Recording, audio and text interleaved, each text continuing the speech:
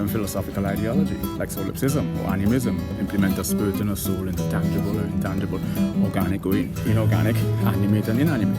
Or they might take a panentheism, or panpsychism, or hylozoism, by attributing all of physical reality to possessing some level of consciousness.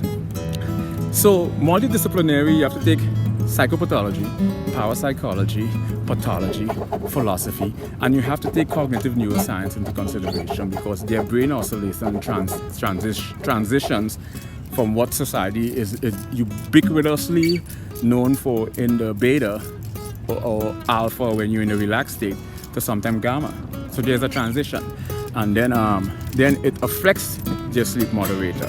It affects the endocrine system. So when you get into a number of different psychopathological disorders, right, you have to take a multidisciplinary approach, because many areas have to be taken into consideration, primarily metaphysics and phenomenology, the structure of consciousness and the human experience, how some psychopathological illnesses, right, how sensory perception or sensory modality, auditory, optical, olfactory, tactile, and gustatory,